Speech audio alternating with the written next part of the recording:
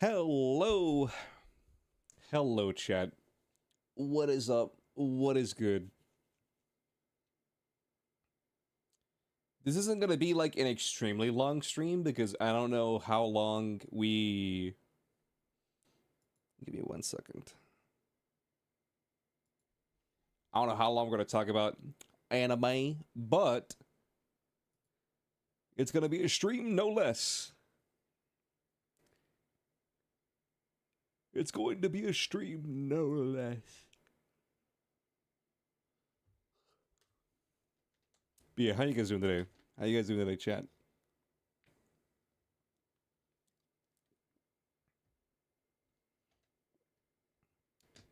Are you guys doing all right?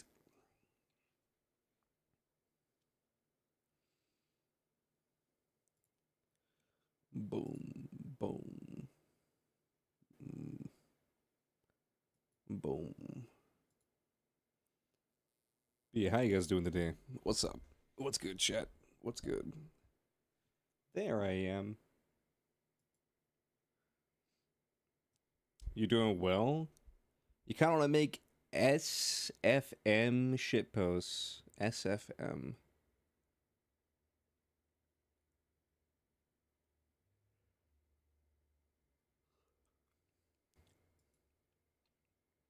Why is this messed up? Hold up.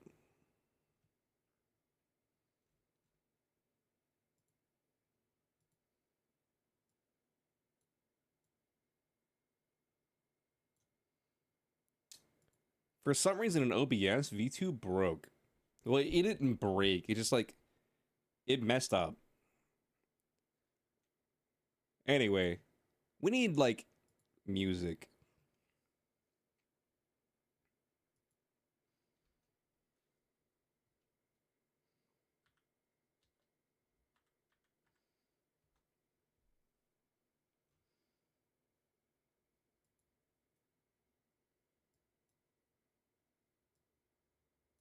We'll bust out the lo-fi girl, why not?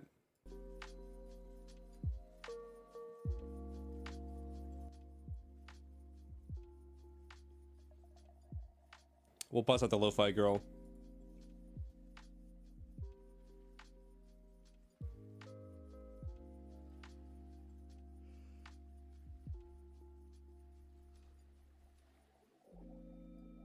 Source Filmmaker. It's what those 3D model shitpost animations you see are made from him? I see. It runs into the same engine as Gary's mod in TF2, so like the Source engine? I see. Alright.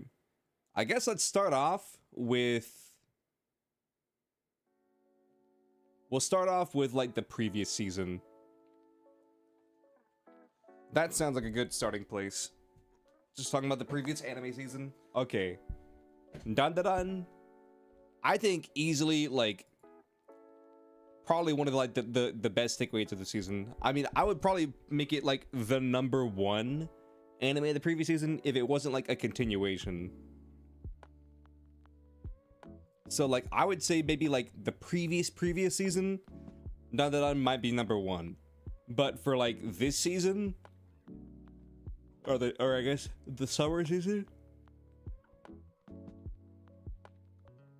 Dun Dun Dun is a new mainstream. Yeah, it's funny because I was talking to a friend a while back about Dun Dun Dun, and they said they didn't like Dun Dun Dun. They said, oh, it's too weird. And I was like, well, give me an example. Why is it too weird? They're like, oh, I didn't watch it. I was like, well, how do you know it's weird if you didn't watch it? They're like, oh, my friend told me what happens in the first episode. I was like, yeah, I mean, I can't lie. I can't lie to you. The first episode of Dun Dun Dun does get pretty fucking weird.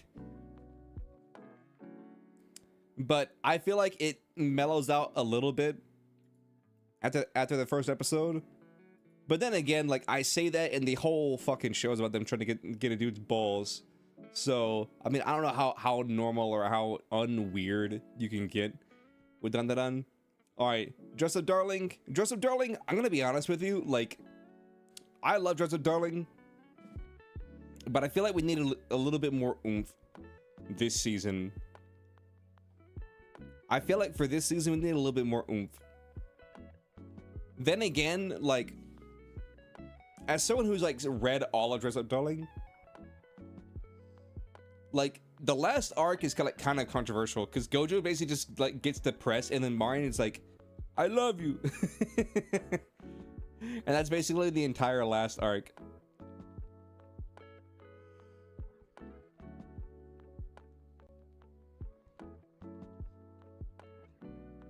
The fragrant flowers bloom with dignity. This might be my personal number one. This right here might be my personal number one, if I be completely honest with you. But if I had to go for like a generic like number one for like the most wide audience, it might be Gachiakura. I'm probably saying that wrong, but I don't give a fuck. That's how I'm gonna pronounce it. This is probably like the most generic number one, because yeah, it started this season and this is a continuation. So I'm not gonna count Dandadan because it's a continuation. It didn't technically start in this season. It was a continuation of the previous season. Dress Up Darling, like, I really like Dress Up Darling, but I also feel like it didn't have that oomph of season one. I still liked season two. It looked amazing. But as far as the sheer content, I feel like if we're going for like a generic like number one, I feel like this wouldn't be on a lot of people's lists. The fragrant flowers bloom with dignity. This is my personal number one. Gachiakura, it's probably like the generic number one of this season. I really liked this. I really enjoyed it. I didn't watch Kaiju number 8 season 2 because I didn't watch season 1. The summer Hikaru died. I tried to watch this. Like, I'm not saying it's bad. It wasn't for me. So I personally didn't watch this. Sakamoto Days Part 2. I'll be real with you. I like Sakamoto Days. I think it's fun. It's funny. It's jovial. But at the same time, I feel like it's like very safe. It's kind of got like that Spy Family feel to it, where it's very safe.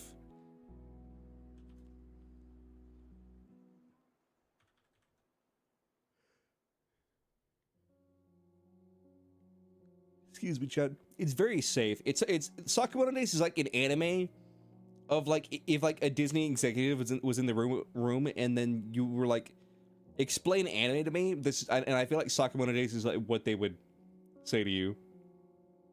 That's not to say it's a bad anime. I do really like Sakamoto Days, but I do think it's very like safe.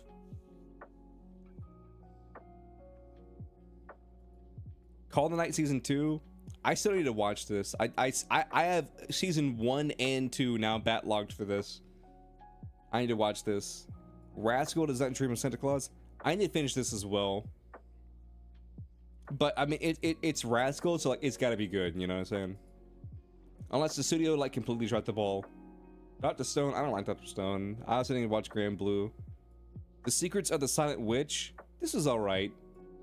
I mean, 8 might be a little bit high, but like, I like this. This was fine. Hold up. Let's bump this down a little bit. Yeah, there we go. But yeah, Silence, Secrets of the Silent Witch. This is a really good anime. But I feel like it's a little bit too close to like Slow Life for some people, so I feel like it's not for everybody. But I enjoyed this. The Water Magician. Water Magician was good, but at the same time, like, yeah, it's got a 7.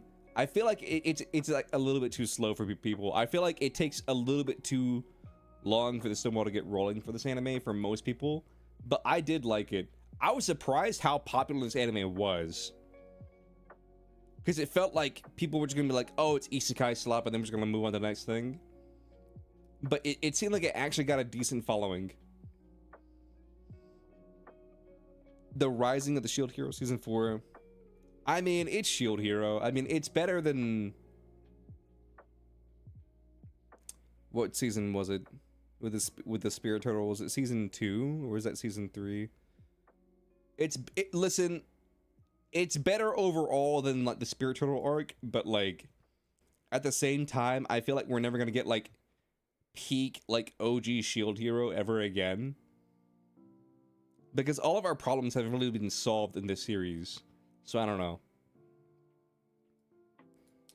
Clevitus, I enjoyed this. It was weird. It was kind of gritty. I was like, it's kind of like anime, like Lord of the Rings meets like Game of Thrones. Like that's kind of like the vibe that I got from this. And I'm sure people who like Game of Thrones or like Lord of the Rings are probably gonna say like, oh, that's blasphemous. But that's kind of like the vibe that I got from this. And it's like a more gritty fantasy, but with a little bit of like an anime twang to it. I definitely think that people would find enjoyment from watching it. I think so, at least.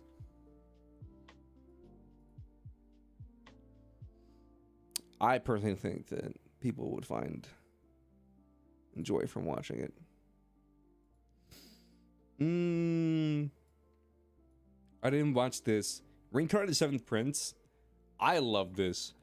I think that like you get more out of it from like reading the manga than like watching the anime, just because the manga has such a unique art style.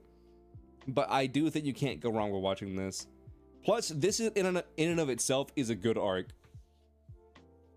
Season 1 debatably was like a better arc, but like for a starting arc, like it's usually gonna be better. But I still think out of the overall story, especially like what season 3 would probably be, this is probably like the better arc. I would probably rate it like, ironically, like 1, 2, 3. As far as like the arcs go, like season 1 probably has the best arc. Season 2 probably has the second best arc, and then season 3 probably has like third best arc. But I will say, if we get a season 4, which we probably won't, like if the arcs are lining up in my head correctly, season 4 is gonna have a crazy ass arc. If we ever get there. But I think that I just think this show's fun. I know someone in chat the last time we talked about this anime, they said it's not, they don't like the art style. And I get that. It's like a more out there art style, kind of like One Piece in a sense, and where it's a more out there art style.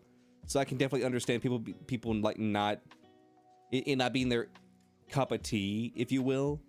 But I do think that this anime right here is very, very fun. This anime right here, Apocalypse Bringer, this shit was so bad. Okay, to its credit, its source material is probably better, but the animation was really bad. Like it was like stick figure, like or like popsicle stick puppets. It's at some point in this anime, like it had like light Sasuke moments. You know what I mean? Like there were some moments where it didn't look that bad, but like for the majority of this show, like it looked so fucking bad. I feel like, but at the same time, I feel like this anime is one of those animes where it's like so bad it's good.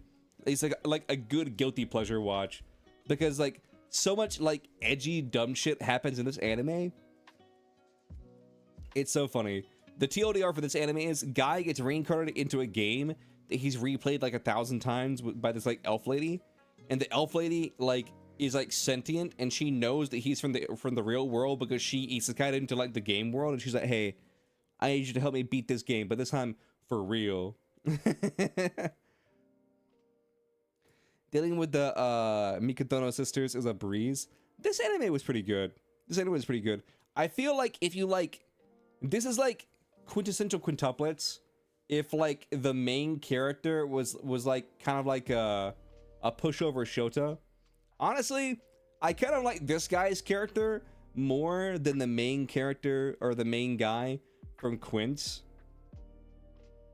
Because like I feel like the main guy from Quince is like, it's not to say that he has no personality at all, because he definitely does. But like he's definitely more one-dimensional as opposed to this character. Like, this guy has a lot going for him. He's got a dead mom. He's like kind of like a nobody. He's kind of like a societal reject.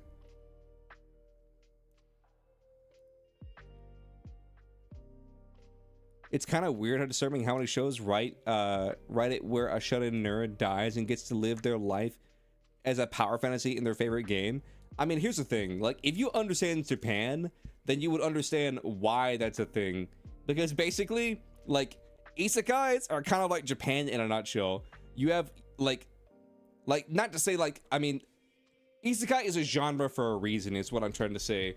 Like, because you have a lot of people who work at like these like kind of dead-end jobs where they work like way too many hours. They don't have any free time, and like overwork, it's like an actual thing. You know what I mean? And so it's like you have people who do, like, not every single day or anything like that, but you have people who do it on occasion in Japan die from like overwork and stuff. And so I feel like isekai is kind of like an escapist thing where it's like, damn, he's just like me for real. I have a dead-end job. I feel like I could die of exhaustion at any moment. But like on the other side, there's a big titted anime elf waiting for me. Still kind of weird. I mean, it's just like an escapist thing. You know what I mean? I'm trying to think of like like a Western version of this. It's like, what would like a Western version of this be? Maybe sports. Maybe sports is the Western version of isekai, because like I feel like for like people who are like unhappy in their lives in the West who like really like sports, like say like soccer or whatever, like Cristiano Ronaldo, whatever that guy's name is.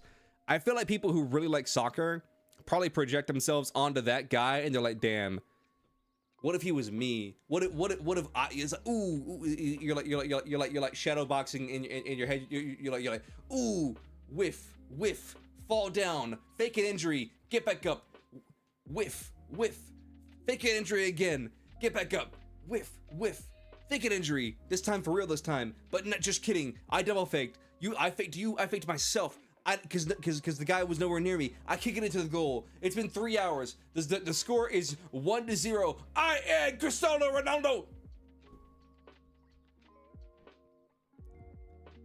But not like it's just like an escapist fantasy thing.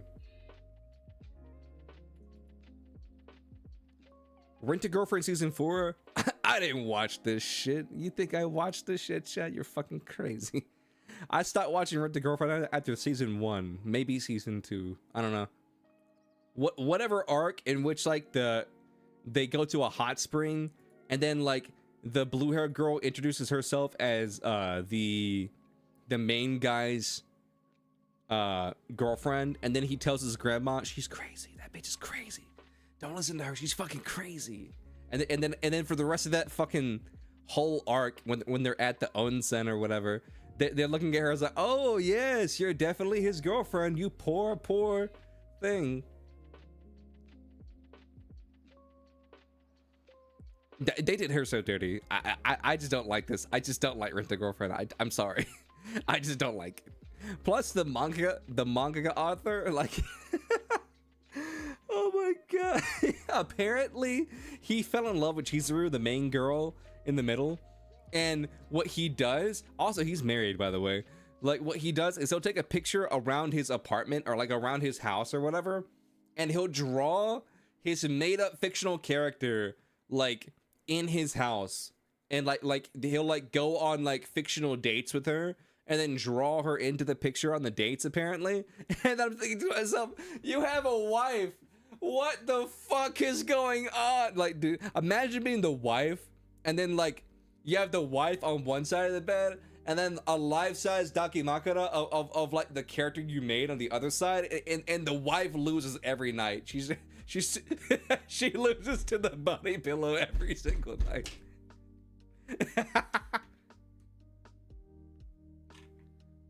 I don't know if they got a name for what he got. I don't know. I genuinely don't know. But this shit was so fucking funny. This shit was crazy. Like this okay, this is what I like to lovingly refer to as Yuri slop. Like this anime was crazy. So much crazy shit happened in this anime. Okay, like here's what happens in the very first episode. So the pink hair girl, I don't remember any of the names. The pink hair girl was sitting on top, or not, standing on top of the roof, you know, as all anime characters do, and she's looking out into the sky, and she's like, huh, anime stuff. I don't remember what she was talking about. And then the blonde hair girl right here, this like Ojo-sama, like she opens the door and she says, no, don't do it. And the pink hair girl turns around, she's like, what are you talking about? And then before she can even say anything, she gets tackled by the blonde hair girl, and next thing you know, they're careening off the roof of the building. And you're thinking to yourself, like, is this a goddamn isekai? Like, what's about to happen here? And then the blonde hair girl catches her mid-air, the pink hair girl, holds her bridal carry, and then lands ass first onto a tree. And then the pink hair girls are like, are you okay? She's like, I'm fine.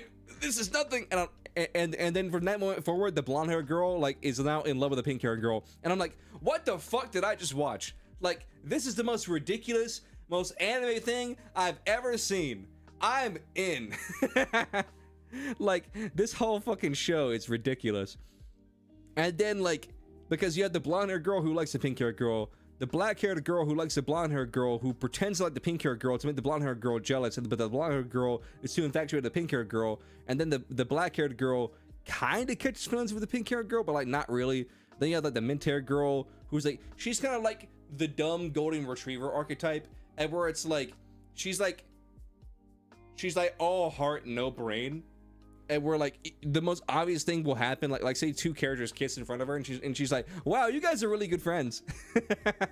And then you have the more brown haired girl who is friends with the pink haired girl, but she slowly develops a Yuri love for her. Like, listen, there's a lot of moving parts in this anime, but it's really fucking funny. What, you don't kiss your homies? That's what I'm saying. New panty and stockings with garter belt. I'm gonna be honest with you, I haven't watched a new panty and stocking yet. I don't know why, but like it was like never popping up in my feed, and for a while I thought to myself like, oh, it just must not be out yet. But no, it was out, it just was never in my feed. So I gotta go back and watch panty and stocking. In fact, I might watch that this weekend. I might watch the panty and stocking season 2 this weekend. City the animation, this shit was so goddamn good. It's got Kill Annie on it, like you know it's gonna be good. Like, this is sort of like satire is the wrong word, or maybe it's the right word in this case, but it's like a satirical anime about like these people who live in a city, and just the most ridiculous stuff happens.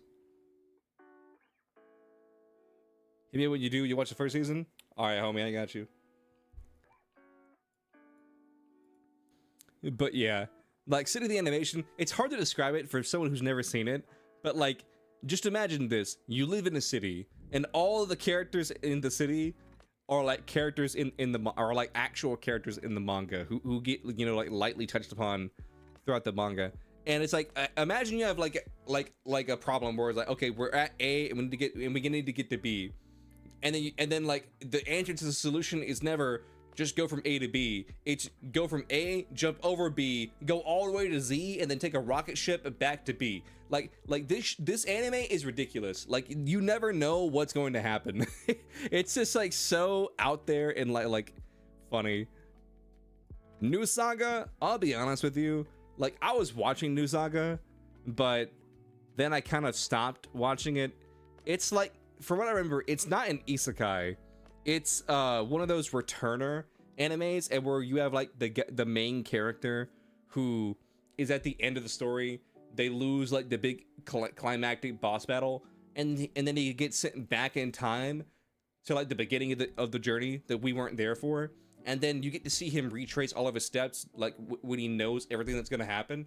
But I will say this, like, they did leave breadcrumbs in the beginning of it, and where he changes the future enough in the beginning, and where the more stuff he changes, the less he knows over time. So it's not just like him being like, oh my goodness, go in here, win the lottery, blah blah blah.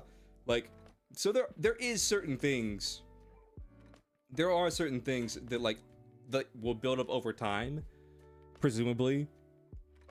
But this anime wasn't bad, but it's just one of those things that where it was just surrounded by so much more like good shit that it just kind of fell by the wayside for me. But New Saga wasn't bad. Ruri rocks. I'm gonna be completely honest with you, like, I've never cared more about geology in my entire life. After watching this anime, I can tell you right now, I've never cared more about geology in my entire life. Just like why is she built forward tough? Like what am I even looking at here? Ryu Rocks, for those of you who don't know, basically you got this girl who, I'll be honest with you, she might be middle school, she might be in high school, I don't fucking know, anime's weird like that. And she just like, she's kind of reached like an impasse in her life where she doesn't know what she wants to do. And then she discovers like rocks / geology through like, she wants to buy like, say like a diamond necklace or something like that. And she's like, hey, can I have like an advance on my allowance to buy this like cool looking necklace? And then her mom's like, you know, like rocks are like in the ground, right? And she's like, what? Rocks are in the ground? What the fuck? Is that a thing? It's like she just discovers geology exists. And so what ends up happening is she befriends this girl right here, this tall, buxom lady, and who's like studying geology in college. And then she just like creates like a, how would you say, like a love for geology. And each episode they just go on like this like crazy ass journey. Like like say in one episode they want like say this garnet right here, and in the most comedic way possible they always find like these like once in a lifetime discoveries of like, man, I want a garnet. They find like an entire like cave full of garnet. It's like, man, I want a sapphire. Finds like an entire an entire like countryside. It just like has sapphire like and you're thinking to yourself like, okay, this is getting a little ridiculous. Like I gotta say, if like you pull this like trick once in the show, but like there's so many episodes that where it ends and where it's like, man, I'm looking for this one specific rock, and then they find like so much fucking of that specific rock, and you're like, okay, cool, calm down, calm down. But this anime was really good. You call this the Adamantipator Megalith anime. I see. Scooped up by an S-ranked adventurer. I'm gonna be honest with you. I watched like this entire show, and it's like not memorable in the slightest. It's like legitimately not memorable or memorable. Whatever the wordage is correct. Memorable, not rememberable. Memorable in the slightest. Like, this anime is the most like generic milquetoast anime I've ever fucking seen. Like, it's just like it's not an isekai, but it's like a generic power fantasy, and where the main character is overpowered, but he's such like an innocent little cinnamon roll, he doesn't realize he's overpowered, and then he joins like an S-rank party, and then and then they're like supposed to be like the cream of the crop, like, because they're S rank, you know what I mean? But like he's doing shit that like puts him to shame. It makes him look like fucking like C ranks or like F ranks or whatever. And they're like, he's like, oh, let me just like let me just like freeze the entire planet or whatever. That doesn't happen, but just like for example, let me just freeze the entire planet, and then he just freezes the entire planet, and they're like, what the fuck did you just do? Is like, oh, I just casually froze time, and they're like. He's like, everybody can do that. And they're like, no, only you can do that. I don't know. This anime was really bad, but it might be a guilty pleasure watch for some people. Couple of Cuckoo season 2. The world, though. I won't touch Couple of Cuckoos just because, like, I feel like if you saw season 1, then you know what you're getting into. But like nobody's gonna jump in during season 2. But I will say I enjoyed it, and I don't remember much from season 1, but like season 2, like this anime is just ridiculous. It's like a love triangle, like in the worst way. Because like towards the end, it just becomes like a love dodecahedron, because you have the main guy and then the main girl. So this is like the OTP, like the one true pairing. And then you had like the childhood best friend, and then you had this, and then you had the childhood best friend, and then you have the sister who's not actually the sister, so she's fair game. And it's like, and so you're like, by the end of season 2, we form like a love dodecahedron It's crazy. Welcome to the Outcast restaurant. I'm gonna be completely honest with you. This anime is an isekai. I'm sorry. This anime right here is an isekai. I'm gonna tell you right now, because like, dude, the dude dresses Japanese. He cooks Japanese food. He creates a Japanese style restaurant. Like he talks, walks, and acts Japanese. Like this dude, like, is from Japan. He's just in a fantasy world. Like I'm telling you right now. Like he's not. He was born like it's just a fantasy. It's not an isekai. But I'm telling you right fucking now, this might as well be an isekai. So basically, this dude like lives in a fantasy world, and his superpower is cooking. Like legitimately, like imagine you have like warrior, monk, wizard. His class is chef. I shit you not. And he can make like energy utensils, and was like this is my energy in my energy wok. This is like my energy scoop, or like ladle or whatever.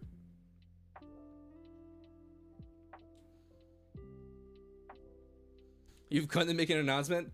The One Punch Man season 3 is the greatest piece of fiction ever. The animation is top notch. Damn right. We haven't gotten to One Punch Man yet, but we'll get there.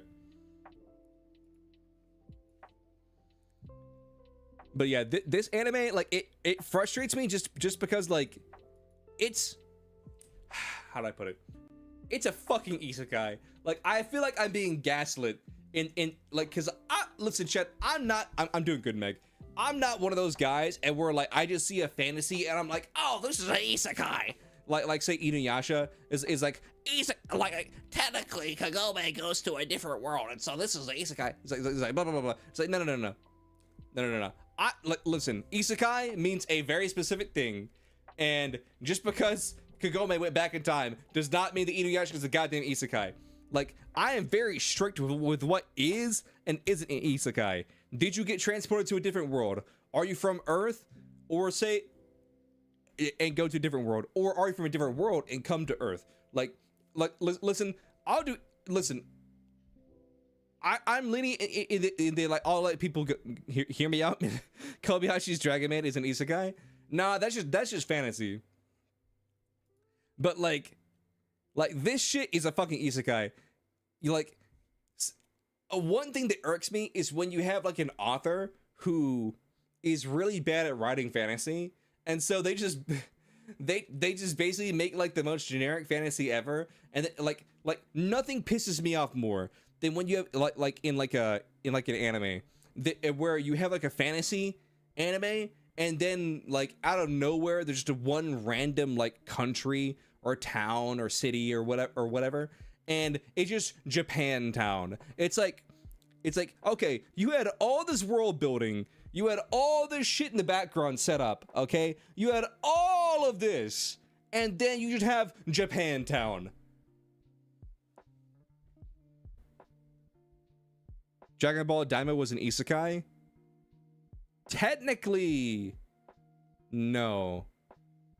Because that's not another world, that's just a part of their world. Because if you think about it like this, like you have like their universe. I mean, I could see an argument for like maybe Super being an isekai, because they go they go from, like, say universe 7 to universe 6, or from universe 6 to universe 7, and those are technically like different worlds, or like different universes or whatever. But like the demon world is like, that's basically, I mean, it's not hell is something different, but like it's basically a part of their world, just like a different place. It's like going from like Jersey to like Detroit, you know what I mean?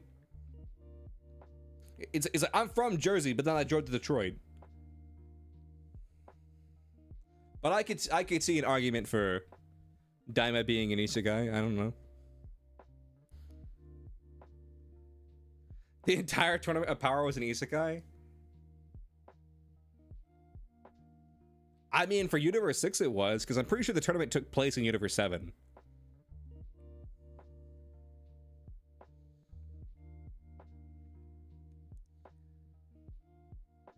But back to what I was saying. Like, because like this dude, this is the most Japanese man I've ever fucking seen.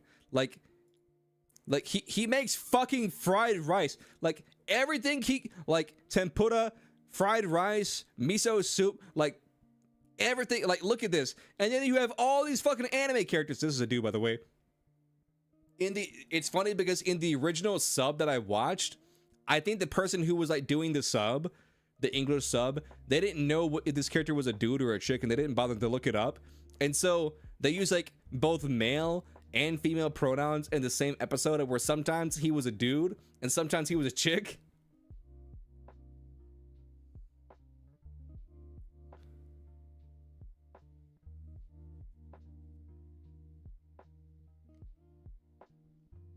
The top was in the void, or was in a wait. The top was in the void in a deleted part of the universe. Okay, understood. But no, like look at this guy. Like he's got the black hair. He's got like the fucking button down. He's like the only character who wears like a button down. Like even this character right here. Like I don't think this is technically a button down. I don't know. But like they've all got like the different colored anime hair.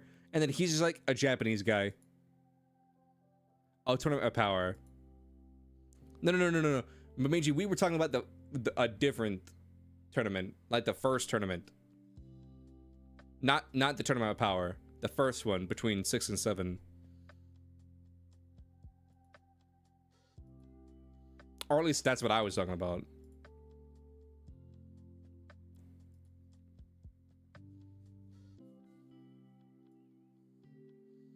Wataru-kun's sister complex is about to collapse. This anime, I'm gonna be honest with you, like it kind of lost me towards the end. I enjoyed the beginning of this, but then it sort of like devolves because it's kind of like Orimo or whatever that one weird anime is that I always bring up because it has one of the funniest fight scenes in like all of anime. Like, because you have this character, the blonde girl, like who likes the main guy, and then you have the purple hair girl who likes the main guy.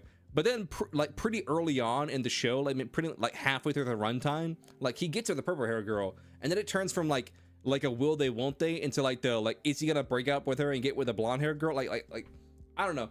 I watched love triangle animes for the love triangle, but like I feel bad when I watch a love triangle anime and the dude's already chosen one of the girls halfway through the show, because then it's like, okay, either she gets to stay happy, or and the other girl just has to get over it, or he breaks up with this girl and gets with this girl. It's like I don't know. I don't know. This show gets kind of crazy. I'm just gonna say it. This show gets kind of crazy. I would rate this show higher than a 6, but like I understand why it's a 6. Okay. Reborn's vending machine. I'm not watching that shit. You think I'm crazy? I'm watching this shit. Betrothed to My Sister's Ex. Dude, this anime was so goddamn funny. Oh, aw snap.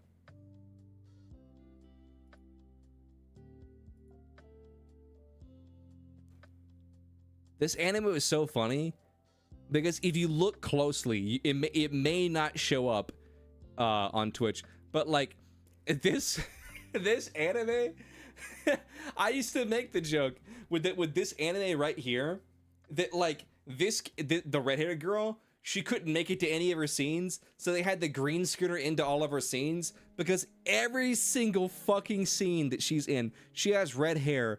But for some reason, she always has this like green glowing halo around her.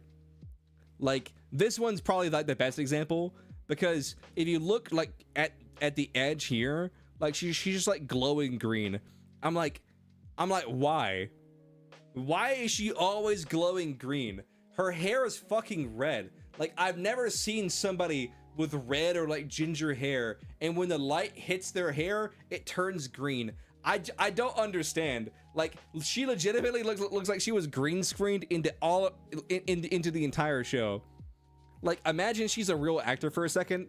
Like it legitimately looks like she was just green screened into the entire show, and that in and of itself makes it fun enough to watch, because there's some scenes where it's so blatant and it's so in your face that you feel like you want to scream. But I just think it's funny. With You in the Rain, this is like a nice little slow life thing. So basically you got this little Tanuki guy where they always joke about whether he's like a cat or like a dog. And then you have this lady who's like kind of I was gonna say middle-aged, but like not middle-aged, like young middle-aged, like say like 20 something, like 25, 27, somewhere in that range, like a young person's middle age. And I don't know what you would call that, a young adult, if you will, on the cusp of being like an adult. And it's just like a little anime where they just hang out and stuff, and she adopts him as like her dog cat thing. And also he communicates through like a notebook. He can like he writes down what he's thinking, and like he talks to them. So I really enjoyed that. But that's just me. But I do think this is one of those things where it's kind of like a slow burn, slow life, slice of life type deal. And so I feel like this isn't for everybody, but for those people who like that sort of thing, I feel like this is gonna be right up your alley. The shy hero and the assassin princesses. Like, I'm gonna be honest with you, like I didn't really watch this anime. I watched like 1, maybe 2 episodes, but like, I'm gonna be honest with you, if you told me this was a hentai, I would believe you. If you told me this was a hentai, I would probably believe you. Just because like this show has hentai proportions. You have giant guy, skinny lady with like a negative waistline who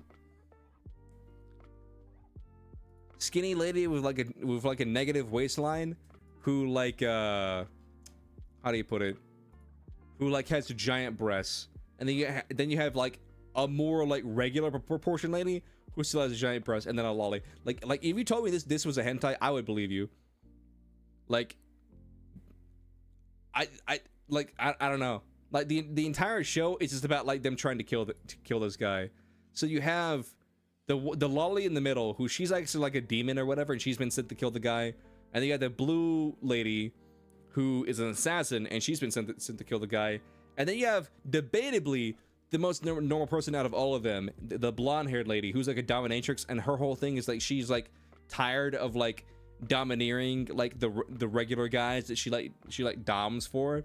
And so she's like, I want to capture the hero and then be the dominatrix for him, and basically make him subservient to me type deal. And I don't know, the show's weird. I only watched like 1, maybe 2 episodes. Like that's all I really know about it. But from what I can tell, it's one of those animes where it's like they're there to like kill him or do whatever to him, but slowly over time they like kind of catch feelings for him. I think that's the generic idea. The private tutor in the Duke's the private tutor to the Duke's daughter. I'm gonna be honest with you, this anime was okay. But like, I don't give a fuck about any of these little like lolly characters. Like, I don't give a fuck about any of them. Like, genuinely speaking. Okay, so let me give it. Let me give an example.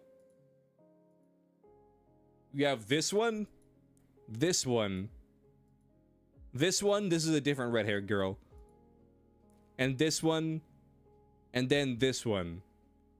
So, and then also this one, I guess. So you have all these girls right here, and they all have feelings for him in one way or another.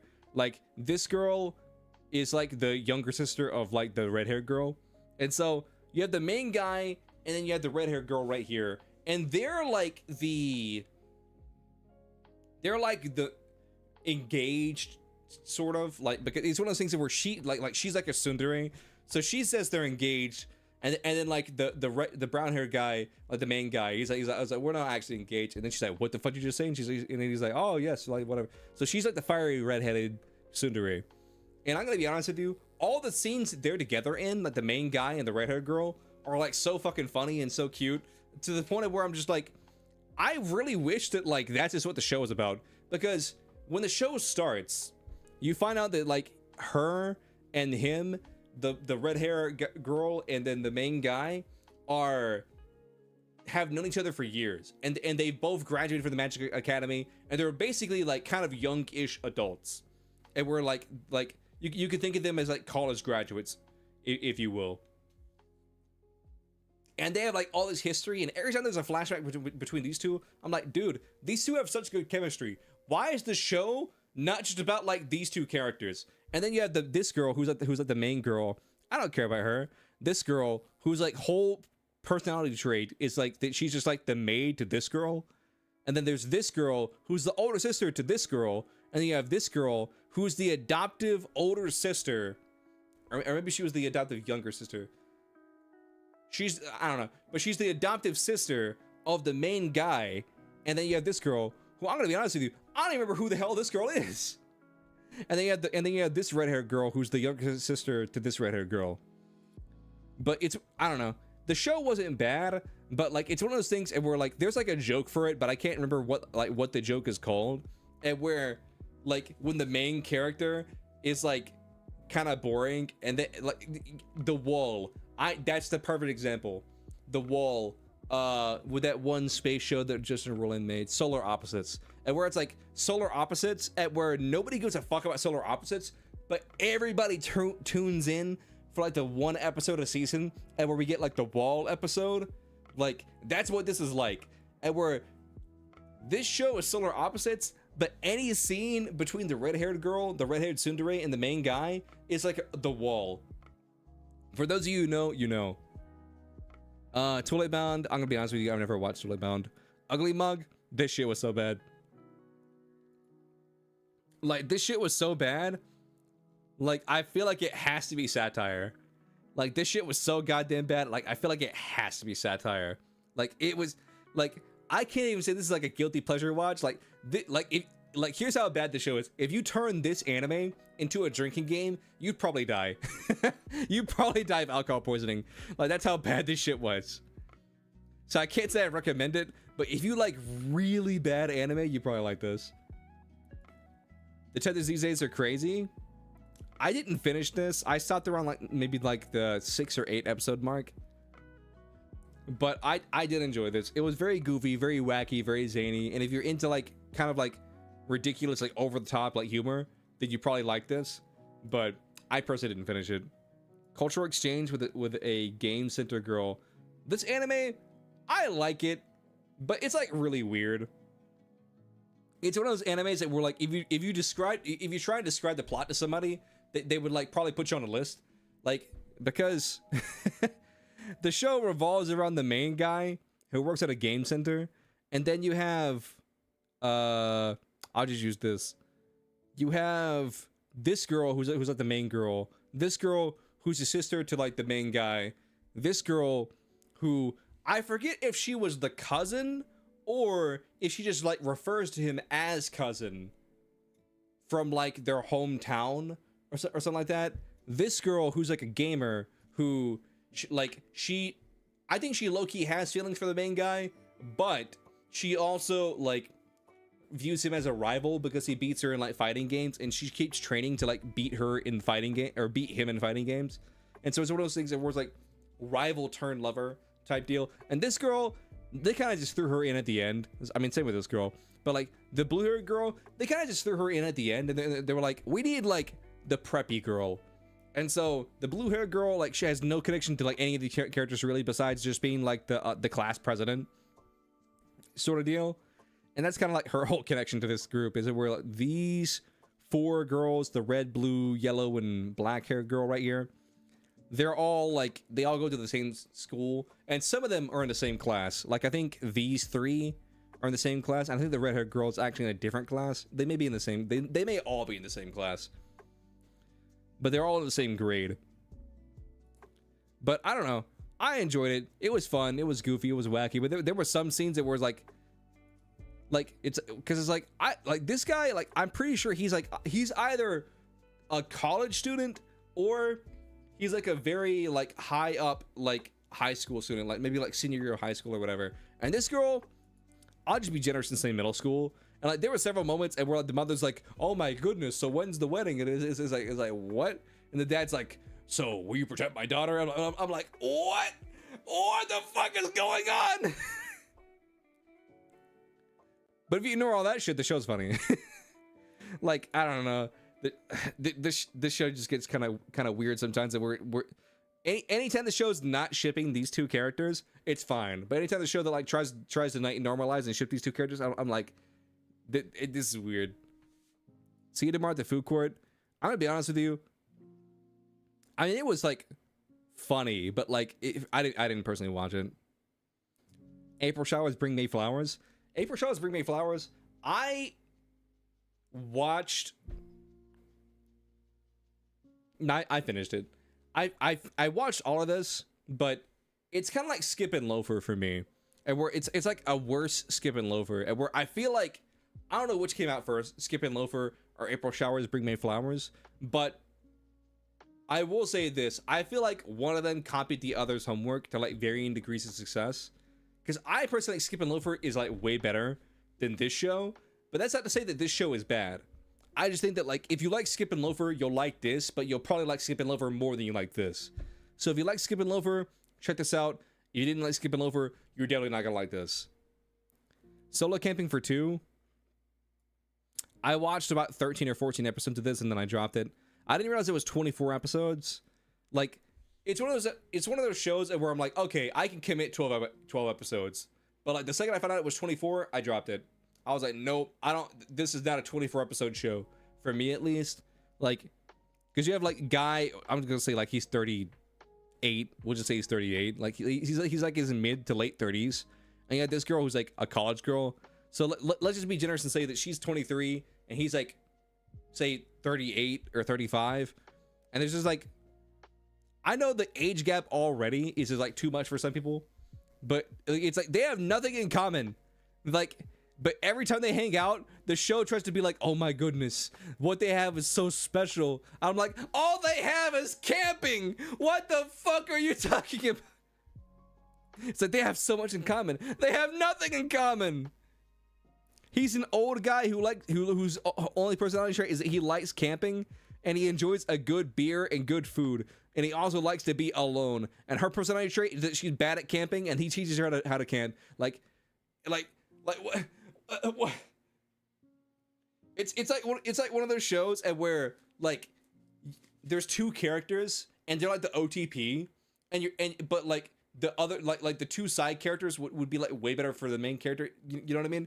And where it's like these two people have zero chemistry, but for some reason they're the main ship. It's like, what is going on? Like, what are we talking about? Bad Girl is kind of ridiculous. Bad Girl is the anime that they warn you about.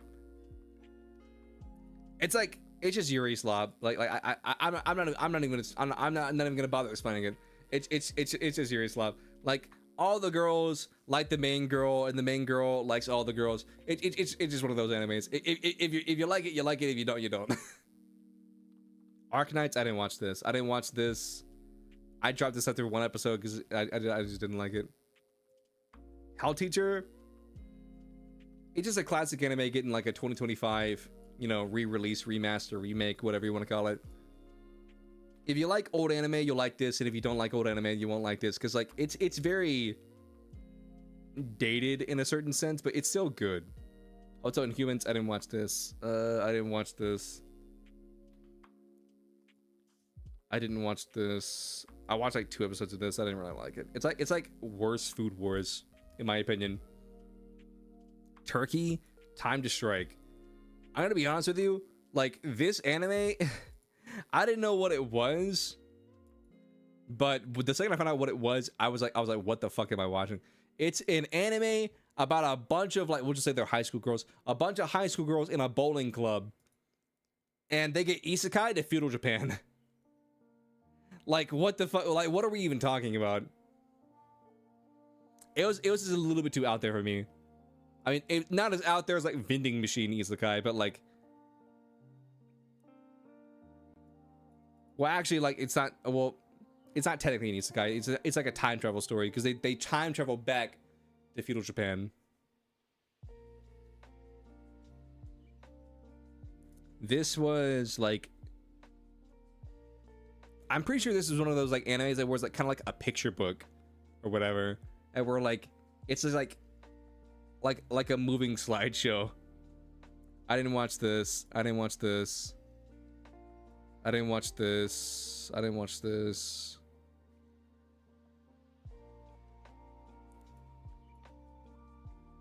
Puniru is kawaii. Is a kawaii slime season 2. This shit, like, this anime is so funny. It's a little bit weird and like out there, so I know it's not for everybody, but I did enjoy this. But it's a season 2, so I won't get too hung up on it.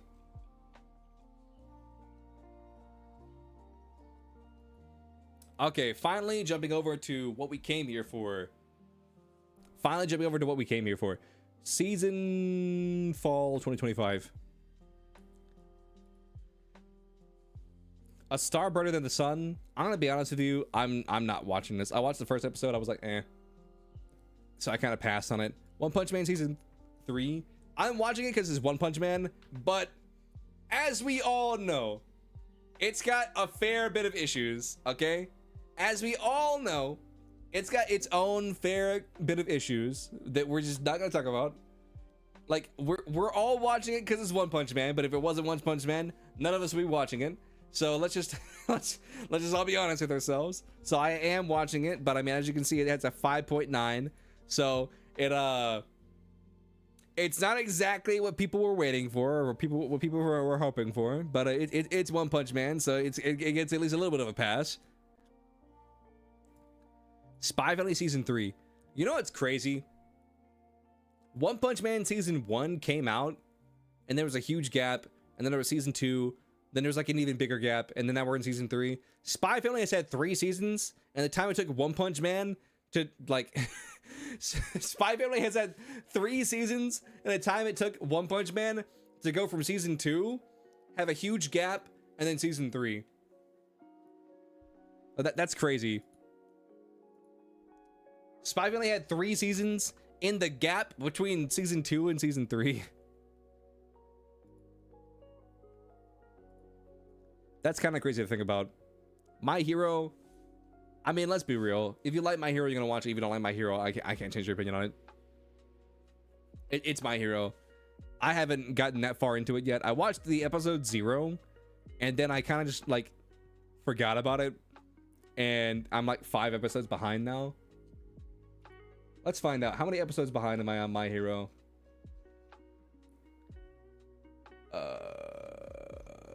How many episodes? I don't know. We'll just say 5. Well, I'm like 5 episodes behind, something like that. But yeah, My Hero is My Hero. There's not much to say. To Your Eternity season 3. This is like a season 2/3. So I'm not gonna cover this. If you like this show, you like it. If you don't like it, you don't like it. Does he become a woman? Oh, no, wait. He's on one end of the table, they're on the other end of the table. I get it now. I thought he became a woman for a second.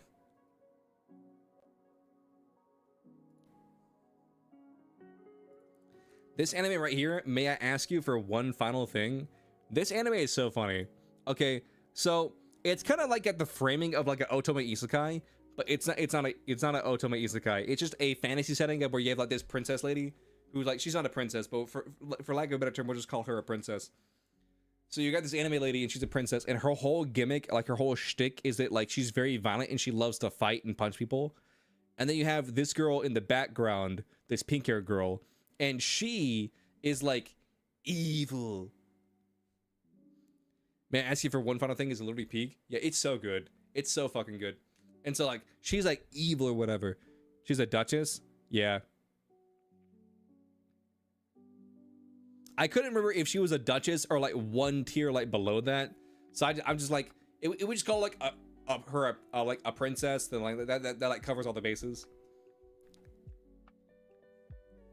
But it's got the typical like otome like setup, and where you have like the main girl, and then she's at like the dance or the ball, and then like her fiance, the prince, is like, I'm cutting off our engagement and I'm marrying this girl instead. And it's like got that generic setup. But like, whereas like other animes would have been like, arrest her, send her to the dungeon for treason or whatever, or like strip her of her titling, like kick her out of the kingdom, or like she runs away crying. what have you. Like, she just says, all right, bet, bitch. And she puts on her fucking boxing gloves, her little leather gloves, and then beats the fucking shit out of everybody. Equal rights means equal fights. She even punches the pink hair girl. It's so goddamn funny. Like, this anime, like, it's so fucking funny. I will say one thing though, like these two characters right here, like, because he's like the second prince and he's like the first prince, the blonde haired dude in the middle. I'll be real with you, like, I just want to watch her punch things. I don't give a fuck about this prince. Like, I really don't. Also, this blackish brown haired guy is her brother, I'm pretty sure. This is like a beastkin person.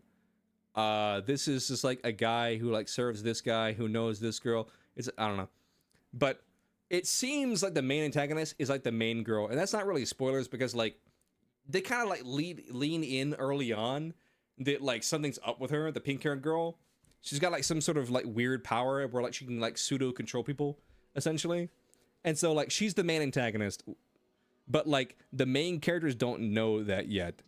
But like, because like she's only had like one face-to-face interaction. She's Zawoldo 2.0. Damn right. So the pink hair girl, she's only had like one real on-screen interaction with the main girl, but like at the end of each episode, there's kind of like an end credit scene and where like she's doing some like evil shit in the background or like some mischievous shit in the background. And so they're setting her up to be the final boss. But it's one of those things where it's like you know the anime, you know what you're signing up for. She's just gonna punch you in the face. Like she's just gonna punch you in the face. But I've been really enjoying this anime. Like this one, like I mean, then again, I really like otome isekais, even though this isn't like an otome game, nor is it an isekai. But like it's in that same general like theme. If you like otome isekais, you'll like this because it follows like the same plot structure, just minus the, you know, like it being in an otome game slash an isekai. But if you like otome isekais, then you'll like this because it's got like the same build up and the same setup, minus the isekai part.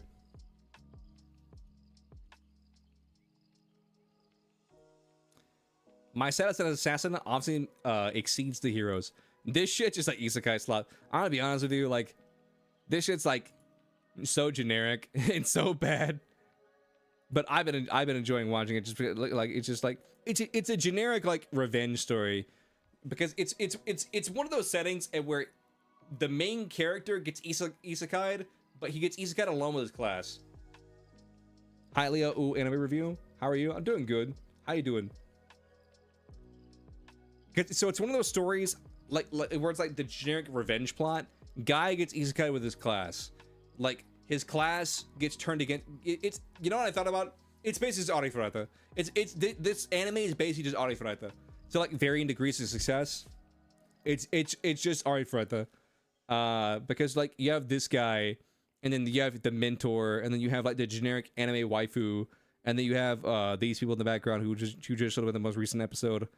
I mean, if you like Arifureta, or if you don't like Arifureta, then you may like or not like this because it's like Arifureta if Arifureta was like less edgy and less cringe.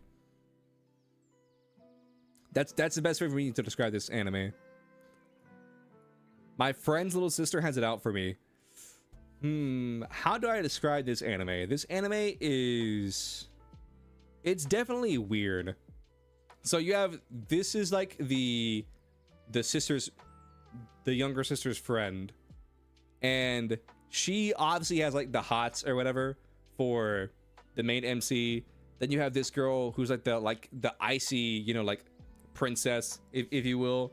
And basically the guy is like a game developer. He wears several hats, okay? He wears several hats, but the main hat he wears is kind of like a game developer, and they're developing a game. And the dude who's like his boss slash like financier, if you will, who's like sponsoring the game, comes up to him and he's like, hey, my daughter is like moving to your school, pretend to be her boyfriend so nobody else dates her. And that's kind of the whole thing, is like the will they won't they, but she'll like probably eventually catch feelings for him, whatever. And then also you have like the girl failure. Listen, The girl failure archetype is an archetype that I feel like we don't see enough, but every time we see the girl failure archetype, I feel like it is so funny. I mean, like for example, like Konosuba. You could argue that every girl in Konosuba is a girl failure. I mean, maybe minus Yun, but like the girl failure is a tried and true archetype that exists, that is very underutilized. I think Aqua is like the girl failure of Konosuba, but like at the same time, I feel like you can't go wrong with a good girl failure, because this girl right here is technically the main character's teacher. Not even technically, she is. But then he discovers her dark secret that she draws like not safe for work dojins, and then she was like selling them at an anime convention, and then he bumped into her at an anime convention, and then basically he's like blackmailing her to like work for and do the art for his game. I don't know. This anime has a lot of moving parts. It's hard to describe. I feel like watch 1 or 2 episodes, and if it's not for you, then it's not for you. But it's definitely funny, but it's definitely not for everybody. This is a season 2, so I won't really go over this. I enjoy this anime, but it's a season 2, so I won't really go too in depth with it. Sanda is exactly what it sounds like. It is just Santa. It's an anime where this dude is like the ancestor of Santa or some shit.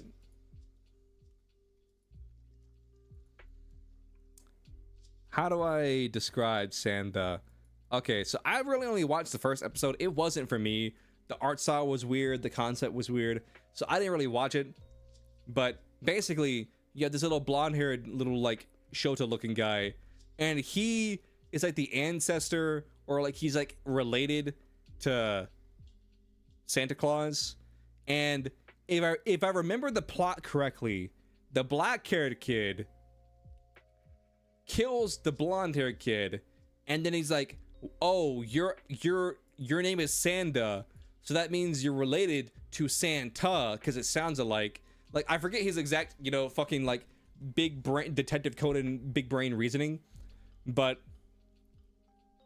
essentially he murders him because he's like, if I kill you, then you'll turn into Santa Claus for some fucking reason. And so now he has the power where like he turns into Santa Claus, and he has like vague Santa powers, and you know, shit happens. I don't know. This anime was weird. I didn't really, you know, I watched the first episode. I didn't really care for it. But if you like really weird shit, this is some really weird shit. So it may be for you. Ranma season 2. I know I said I wasn't gonna cover season 2, but this is my fucking show, and I like Ranma, so I gotta talk about it anyway. Fuck you. Ranma is so fucking good. I was watching, and Ranma is like on the little character poll, on like the little like character and anime polls. Ranma, I think, took the #1 anime, or it might be #2. Akane took the #1 female character poll. So it's like Akane, and then like girl Ranma is like #3 or maybe #5 on the character poll, and then male Ranma is #2, right behind Deku. So it goes Deku, Ranma, and then Bakugo as far as like the top male characters of the season. And then in the top character ships, it's like Ranma and Akane is like #1, and then Ranma and Shampoo is like either #2 and like #3 in the character polls. Like, Ranma has been doing nothing but winning. Like, it's such a, like, dude, this is my favorite thing that Rumiko Takahashi has ever made. And you gotta think, she's made Yoda Yatara, she made Mao, she made Ranma, she made Inuyasha. Like, she's made so much anime or like so much manga. Like, but this is personally my favorite.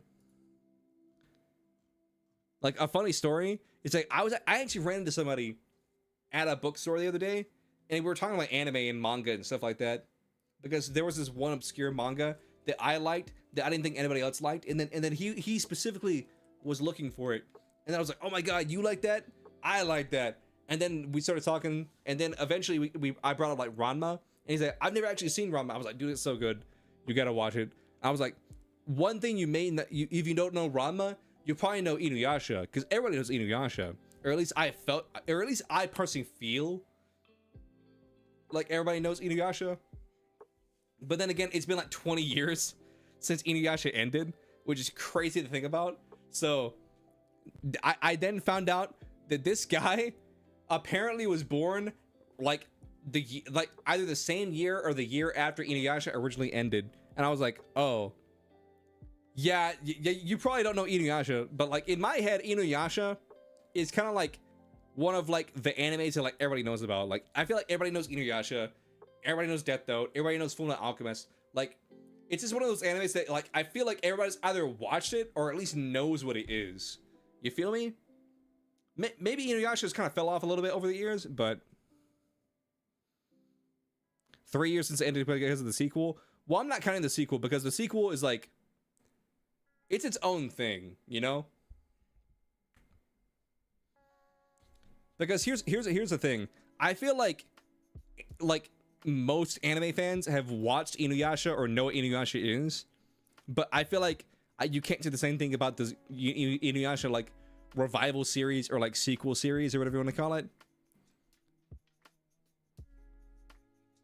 I feel like you would need to just, because I feel like Inuyasha is like an anime fan thing, whereas like Inuyasha like series 2 like Hashime Half Demon Princess or what, or I always fuck up her name, but like Hashime the Half Demon Princess, I feel like that's like an Inuyasha thing, you know, because it's like a bubble within a bubble, because you have the big bubble which is anime, and you have Inuyasha which is inside that bubble, and then you have like Hashime the Half Demon Princess which is inside the Inuyasha bubble. So it's like a bubble in a bubble in a bubble.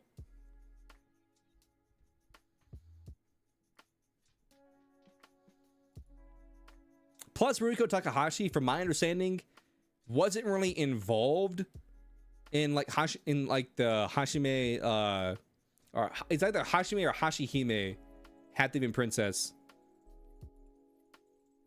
Like she wasn't really involved in it. Like it's kind of like Dragon Ball Super, and where like she kind of like gave some ideas or like some pointers, but like she wasn't like actively drawing it, you know?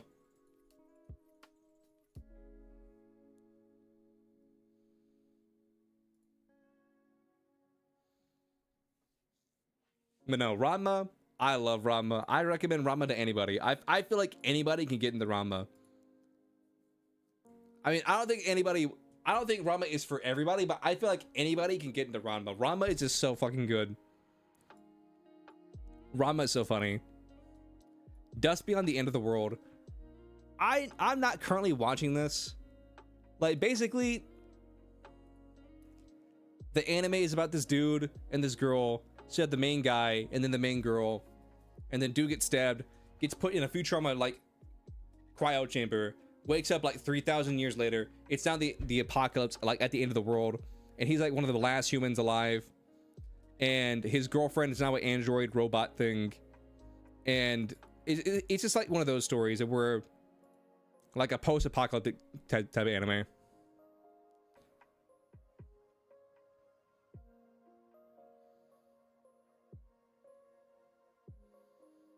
I mean, you could say the same thing for like Toriyama though. Like that's basically all Toriyama did for like Super, and where like Toriyama like did some of the designs and like kind of gave like pointers of like, you know, like is this a good idea, is this a bad idea, but he wasn't actively like sitting there and drawing it, you know what I mean?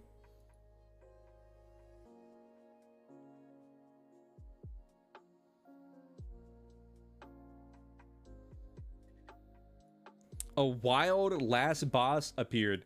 Okay, this is like kind of like the big, like a part of like the big three, like the big 4 or 5, if you will, of like isekais. Because you have like Overlord, you have Overlord, you have this, you have Mushoku Tensei, and then you have ReZero. So these are like kind of like the big 4 in isekai. And I'm glad this is finally getting an adaptation, because this shit is so fucking good. At least like the manga / like light novel. The anime adaptation is like okay. It has some moments where it looks really good and other moments where it looks kind of like eh.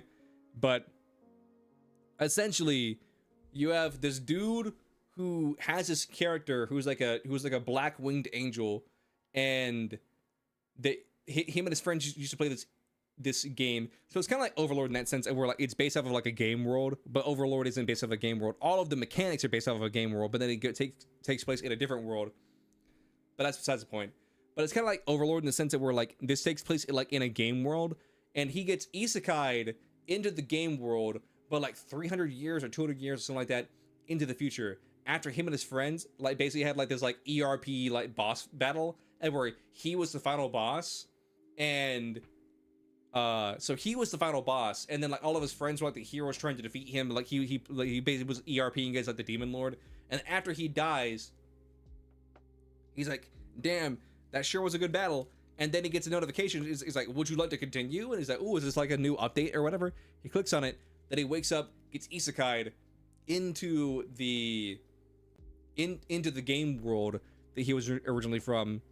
There's like a slight twist in there, but like that's like spoilers, so we ain't gonna touch that. But anyway, so he gets isekai'd into a game world, and then all these characters right here, give or take, are a part of his like these NPCs that like he like basically he would fight a boss, and then he would like tame the boss, and then make that boss one of his like tames / summons. So you have and they're all based off of like the zodiacs. So you have like Aries, the sheep, and then you have like Pisces, Scorpio, Taurus, you know, all that jazz.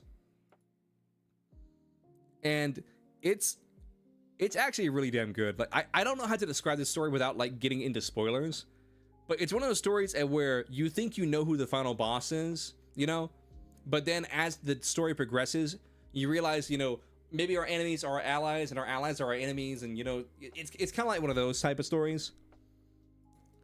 But I've been really enjoying it. I feel like the only way this anime flops is if the anime adaptation / the animation is like really, really bad. But the animation is honestly, in my opinion, pretty damn good. Like there's some moments where it uses CG and it looks kind of like clunky and weird. But I personally think that like if you like isekai, you definitely need to pick this anime up, and you definitely need to like give it a shot. In my opinion. This monster wants to eat me.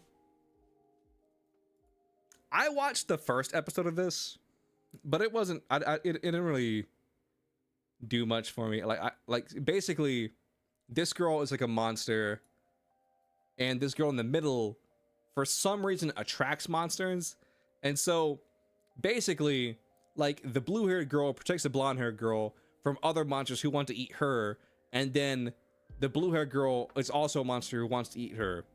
So that's like the whole like shtick. It's like really popular for what I've been seeing. Like it's kind of been popping off. I might need to give it another shot. I feel like one episode probably wasn't enough for this anime, because because from what I watched in the first episode, I'm like, not for me. Next. But it's been so positively received as of late that I feel like there's got to be more to it. You know what I mean? There's got to be something that I'm missing. And so like, I personally didn't care for it, but it is very popular just like in the anime sphere right now in this anime season. So I feel like it's worth giving at least 1 or 2 episodes for. Okay, this anime right here, my gift level 9999 ultimate gacha, like people just call it Mugen Gacha 999, or level 9999. Like I'll just call it Mugen Gacha. This it's kind of like Seventh Prince, at where it's a manga, or like a web manga, that has a very unique art style that I feel it was going to be kind of hard to adapt into like animation. And then with like Seventh Prince, they really struck a good balance between like keeping the heart of the original like art style and then adapting it to an anime art style. And so I appreciate that, but at the same time, like I do prefer like the manga art style. And this anime kind of falls into that same slump at where the manga art style is like leagues better than this art style. Also, I'm just gonna say it, I'm not a huge fan. I'm not a huge fan of this anime's opening. It's pretty generic. Like I feel like with a good anime opening, you can watch the anime opening and it gives you like a vibe for the show. You know what I mean? Like you watch an anime opening, like say like Dun Dun Dun, and you're like, okay, like this, and the song kind of gives you like the kind of like the vibe or like motif of the show, and then you watch like the anime or the animatics inside the opening, and it gives you like a vibe. It's basically selling you on the show. You know what I mean? But I feel like Mugen Gacha, it's like the most generic thing ever. Like I would play it on YouTube. I would play it on YouTube if it didn't get like, if it wouldn't get like copyright striked or whatever. But it's like generic song. I'm like, could we not have done anything different? Like no shade to the person who sings the song or wrote it, recorded it. Like no shade to that person. I'm not saying the song itself is bad. I'm just saying it's so damn generic. I feel like it's just like it doesn't really do anything for the show. But this anime, it's just a generic like fantasy revenge plot, and where you have like the 1, 2, 3, 4, 5, 6, 7, 8. You have like it was like he was in a party called, I believe, the Gathering of the Nine Races or whatever, and you have like the Oni, the elf. Or I guess the dark elf, the regular elf, like the lizard kin, the beast kin, the dwarf, the demon, and then whatever or the dragon, you know, whatever. Like, you have like one person from each race, and there's this thing called a master, and we don't know what a master is, but Light, this main character right here, was believed to be a master candidate, and so basically all these races fear the masters because basically the humans are at the bottom of the totem pole, and they are literally like the grunt of society. They're slaves, laborers, food. Like they're at the bottom of the goddamn totem pole, and like the bottom of the pecking order. And so we don't really know what a master is, but we know that every other race in the world fears masters, and so much so that they believed that Light was a master candidate, and they murdered him, or at least they tried to murder him over it. And then he lives, ends up surviving, and then now he's in this position where he's alive, and he wants revenge on these people who betrayed him. And he also is trying to figure out what the fuck is a master, and like who is the master, what is a master, why is a master. And so we're kind of, that's like the whole draw of the show, of like A, revenge, B, what is a master, and like can they like hurt us. So it's kind of like Overlord in the sense of like he has this gift called like Unlimited Gacha, or like Mugen Gacha, at where he can basically roll like a couple times a day. He can like roll a random gacha card, and that card could be anything. It could be anything from moldy bread to a big titty anime girl. Like it could be anything. And so like he kind of builds up like an Overlord / like Nazarick style like a world of like NPCs, and they all become like sort of like his like adoptive like found family sort of deal. And so like the secondary like the main antagonists of the show are they're not really antagonists, but the main plot of the show is him getting revenge on these people that fucked him over. But the background plot of the show, like the B plot, is like, what is a master, and can it hurt me and my like found family, if you will. And I enjoy the manga. It's kind of generic in a sense, but I enjoy the manga. I think the manga's good. I like the art style. You know, it may not be the most, you know, original plot, but it at least, you know, is enjoyable for me to read personally. But the anime, you can kind of tell from this screen grab, the anime adaptation is not the best. The colors are just like very flat. This guy's a walking CG monstrosity. It's one of those things that where I feel like I can't recommend the anime just because the anime itself doesn't look that good.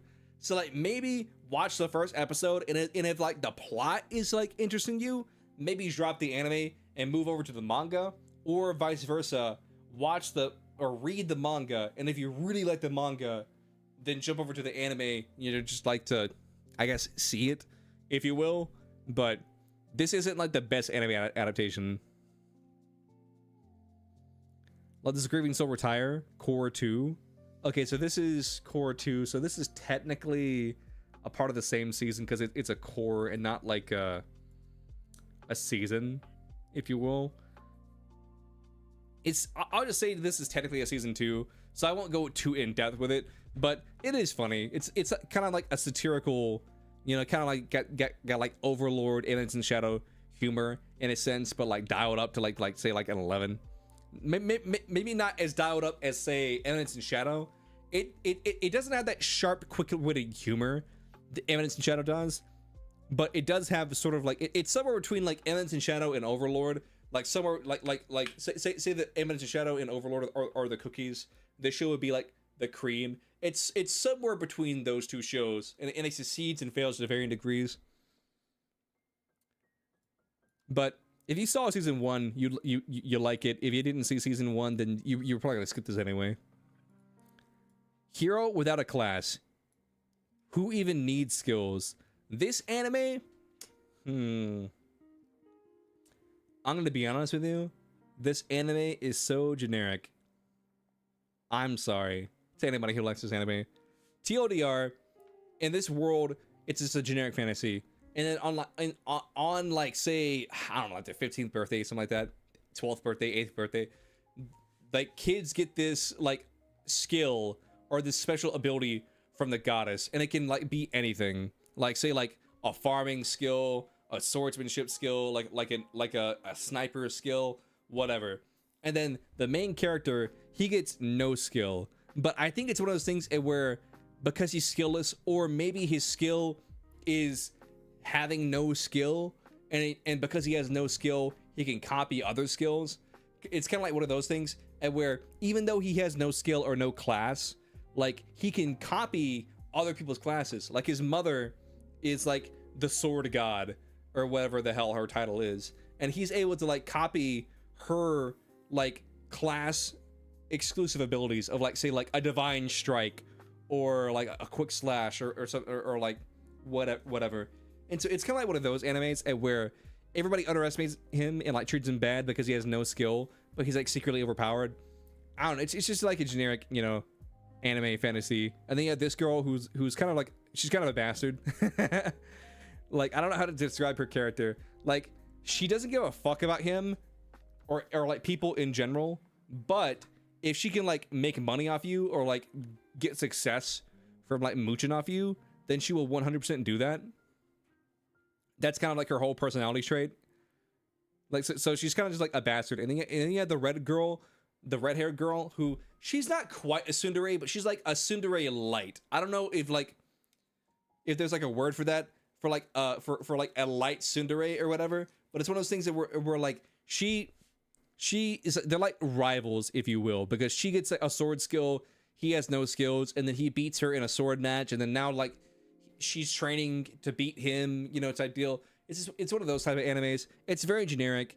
Like it's something that like you can maybe like put on in the background if you're like, you know, say cooking or like doing dishes or laundry or whatever, but it's probably not for everybody. You feel me?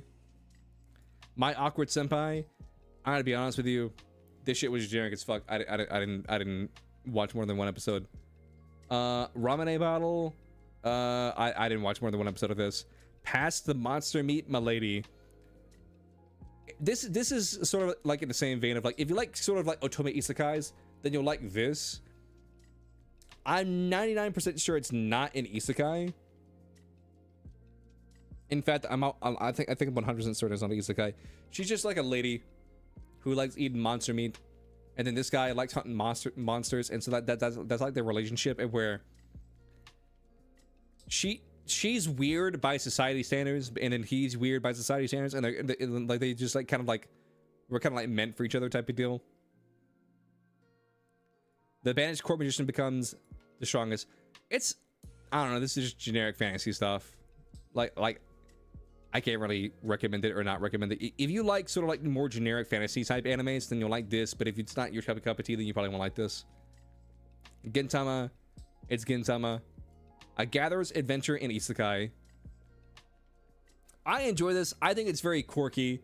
It's got a like nice little funny quirky world. Like you have like, you have the girl failure elf, you have the isekai guy, you have a baby dragon who's like the, I guess like the mascot, if you will, of the show, And then you have like the wise, you know, older guy who's sort of like, you know, sort of like your Jiraiya, if you will, who kind of guides him through this world. And then you have this girl in the background who's like technically a god, or like, I guess you could say like a demigod, because you have like the creator god who like creates the world, like manages the world. And then she's like, I guess you could say like a lesser god, or like she's like the god of like, or like maybe not god, but like a spirit. She's like a spirit, like the spirit of like the lake or whatever, or the forest, like a forest spirit, a lake spirit, whatever, a guardian. And she joins the team.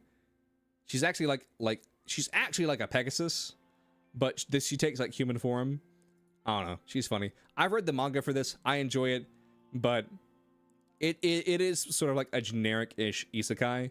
And also, I feel like it's gonna be hard for this anime to stand out, because you have another anime this season with, where is it at?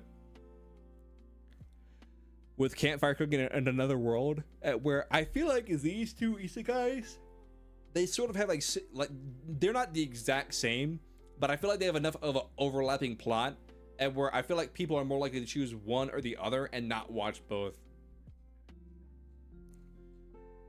The only thing that this anime, the Gatherer anime, has going for it is the fact that this is a season 2, the Cooking Campfire in Another World.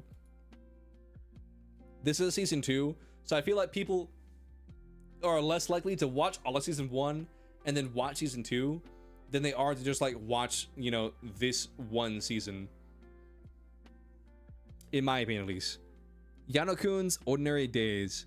This anime, I didn't really care for it. It was kind of like one note. You have a guy who's like really clumsy, who's always getting hurt, and you have a girl who's like kind of like overprotective in a sense, and she's always like helping him or like repairing him or like doctoring him up, if you will. And that's like the whole plot of the show. You have like nice shy guy who's always getting hurt, and you have like nice, you know, like more extroverted girl who's like always, you know, like bandaging him up. It's just like sort of like a slow life, you know, comedy romance type deal. My dad is a hero, mom is a spirit, and I'm a reincarnator. This is actually pretty funny. It's nothing amazing, like it's nothing game changing, but I will say that this show has been pretty funny thus far. At where like overpowered dad, so like the mom is like the spirit or like the fairy queen or whatever, and the dad is like the hero who everybody thought was dead, but then has recently just been found out that he's like still alive. And then because he almost died, the fairy queen like resurrects him, and he becomes like half human, half spirit. And then you have like the girl who nobody knows that she's like been isekai'd, or it's not technically, she wasn't technically isekai'd, she reincarnated. So she dies in her world and then reincarnates into this world. And so she's like the daughter of these two that like they gave birth to her and stuff, but they don't know that she's like has the memories of her previous life.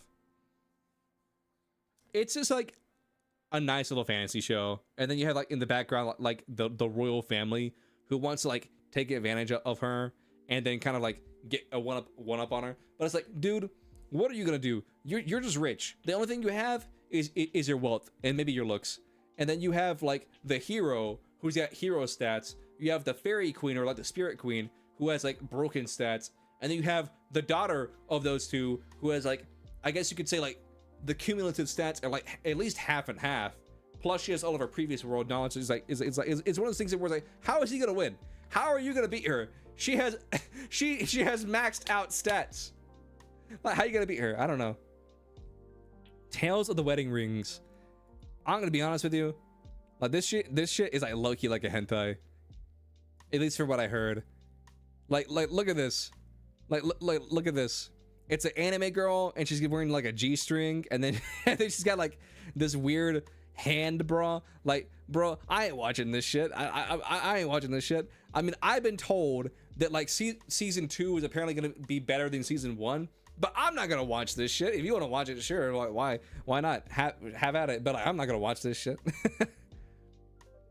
Isekai Quartet season 3.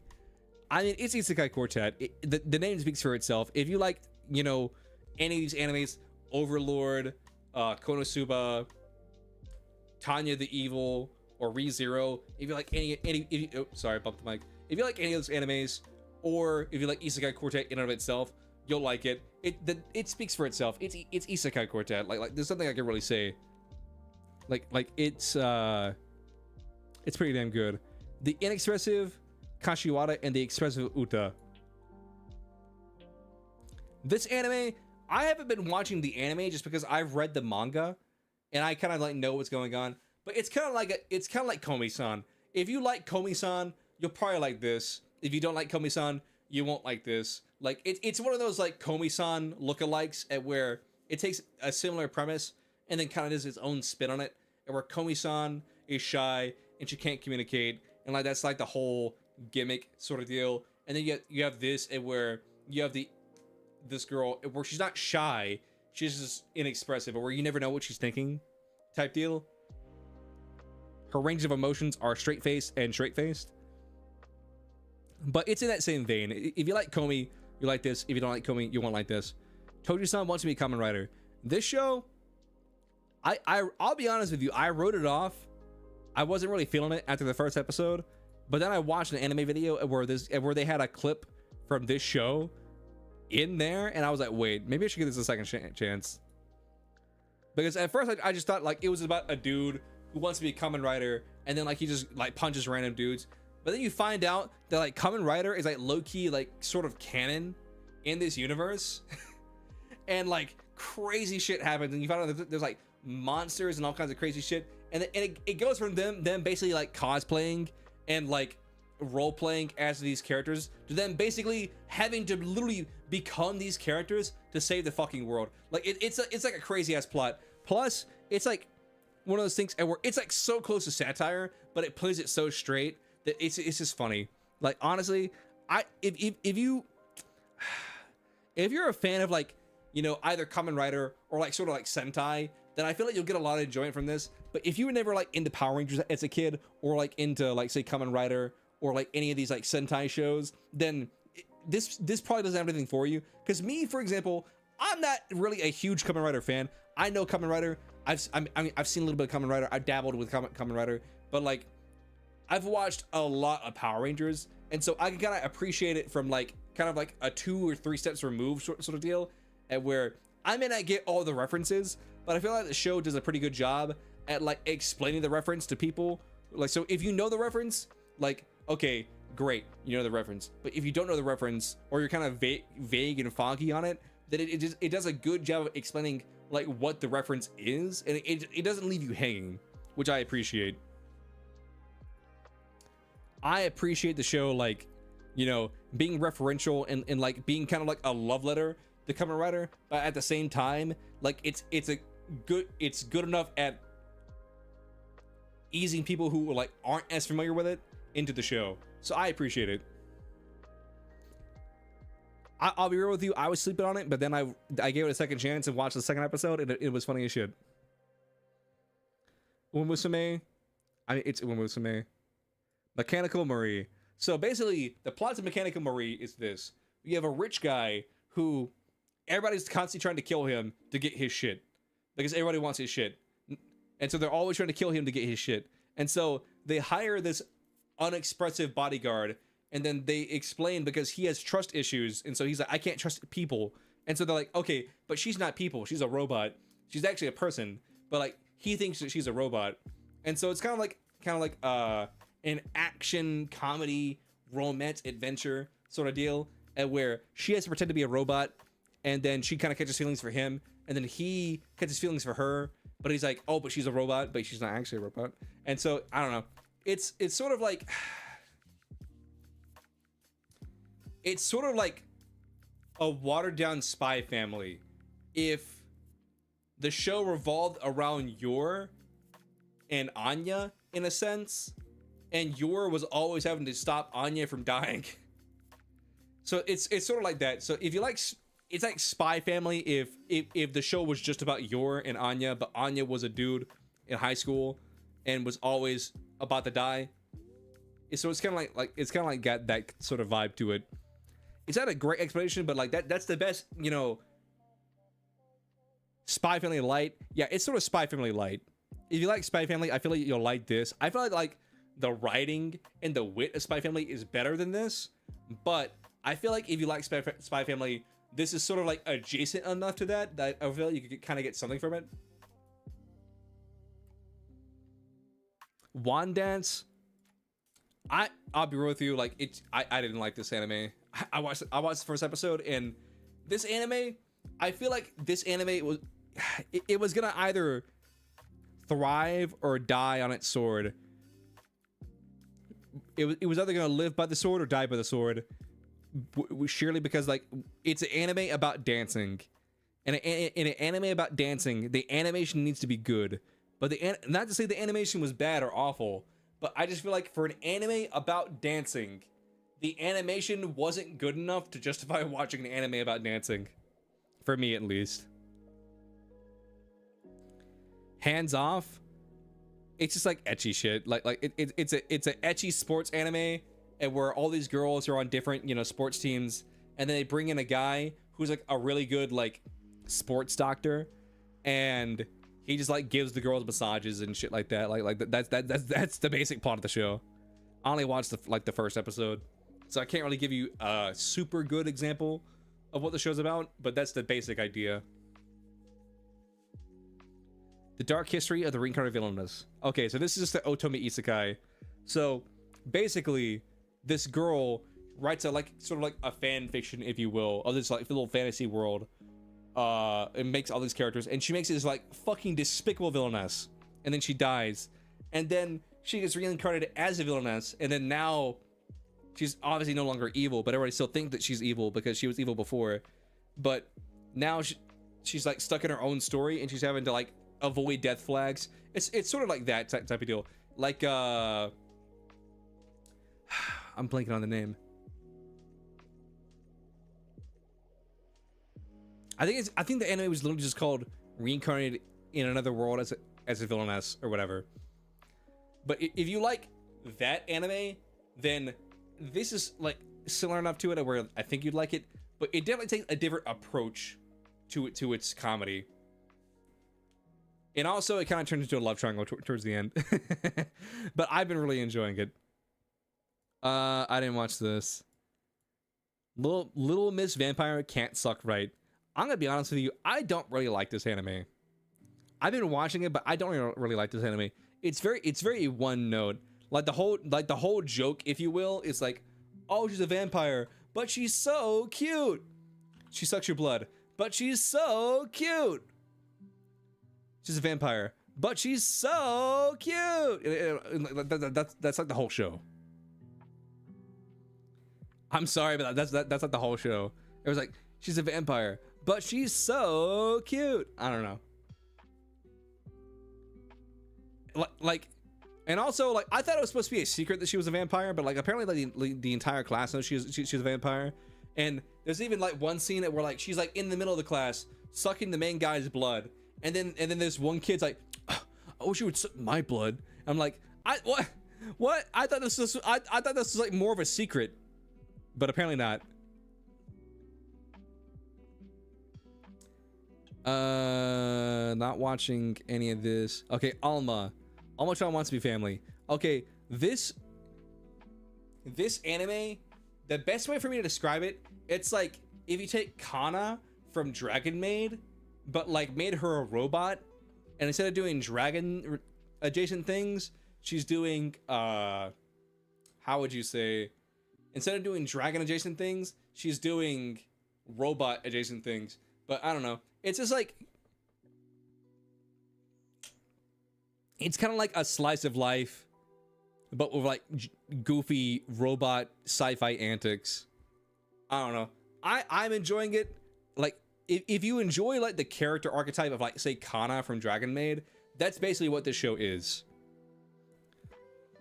It's basically like, it's not like Dragon Maid, because Dragon Maid is a lot of different things all bundled up into one. But if you like the character Kana from Dragon Maid, I feel like you'll like this, because this character is essentially just Kana, but like as a robot. This anime was okay, but I didn't end up watching it. Touring After the Apocalypse. So you have a human girl who may be the last human girl, and then you have this girl in the back who's you find out in the first episode she's actually like a robot or like a cyborg or something like that. And so they're just friends. They ride around in the apocalypse and just do stuff. It's weird that we got 2 animes built up around the apocalypse in the same season. You would think that like maybe they would try and like put those in 2 different seasons, because you know it's kind of like, you know, like it's eating up, like, say, the marketplace of ideas, if you will, at where I feel like people, like the people who like, say, post-apocalyptic stories are not that big, or at least I don't know many people who go out of their way to read stories or like watch anime about like they take place in like the post-apocalypse. But it's weird that like they took that and then like they released 2 animes this season who are both kind of about the post-apocalypse. I don't know, a little bit weird, but that's just me. I probably would have spaced them out a little bit. A manga is weirdly wonderful workplace. I'm not watching this, but this is just like cute girls do cute things. If the title sounds interesting for you, the title is basically just what the show's about. I don't know, Orchestra season 2. It's season 2. I'm not watching this. I'm not watching this or this. This I was looking forward to this, but this anime, it's not even an anime. This anime is a walking fucking slideshow. Like dead ass. Like you can't even call this animation because it's just a slideshow. And that's not me dissing it or being mean. It's literally just a slideshow. It's like a visual novel, if you will. Like, it's not even an anime. Forget that night, Your Majesty. I'm not watching this. I don't know. Yeah, I'm not watching any of this either.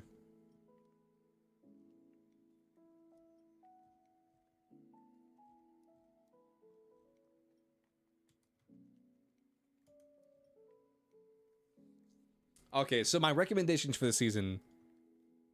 I'm not watching this. I'm watching One Punch Man. And listen, I know that it's like very controversial and like not that great of an adaptation, but it's One Punch Man and I want to watch One Punch Man. So that's just me. That's my take. That's my thing. So that's where I stand. Is it a good anime? No. But is it a good story? Yes. Spy Family. I feel like you got to watch Spy Family. I'm too invested in My Hero to stop at this point, so I'm gonna finish My Hero, but by golly, am I kind of done with it. To Eternity, I didn't watch it. May I ask for one final thing? This, I feel like if I had to say what was my one must watch of the season, it would be this. This is at the top of my list of like my must watch. May I ask one final thing? This shit's so fucking funny. Assassin, it's like guilty pleasure. My friend's sister has it out for me. It's like hit or miss. Flip a coin. If it's heads, watch it. If it's tails, don't watch it. Campfire Cooking. This is a season 2, so I'm not going to touch that. Sanda. I didn't like it. Ranma. Yes, this is a season 2, but it's Ranma, so fuck you. This is a must watch. This is a must watch for me. Like, if you don't like Ranma, we can't be friends. I'm sorry, we can't be friends. Dust Beyond the End of the World. I'm not watching it, but that's not to say that it's bad. I just don't care about these stories. A Wild Last Boss appeared. This for me is a must watch, but whether this is a good anime adaptation or like an okay anime adaptation is yet to be seen. This Monster Wants to Eat Me. I'm not personally watching it, but I've seen a lot of people say a lot of good things about this. So personally, I would say this is a watch, but I'm not personally watching it right at this very moment. I'm just gonna call this Mugen Gacha. Mugen Gacha. I really like the manga for this, but the anime adaptation, I'm gonna be completely honest with you, not that great. So do with that information what you will. Let this grieving soul retire. Core 2. I like this show, but it's definitely an acquired taste. it definitely gets weird at certain points. Hero Without a Class. I'd say this is a skip. You can probably skip this one. My Awkward Senpai. I'll be real with you. This is probably also it's not a skip, but like it's like a watch one episode, and if you don't like it, then just pass. Chito says the ramen bottle. This is a skip for me personally, but it's not bad. Like, it has a 7.23. Like, it definitely has an audience. It's definitely like a good show, but it's not personally a show that I would watch. Pastor Monster Meat Milady. I wouldn't say this is a must watch, but like I definitely like give it a try. Banished from the banished court magician aims to become a I mean, I'm not even gonna read the whole thing out. I'm gonna say this is a skip, but it's like a guilty pleasure watch. Gintama gathers adventure in isekai.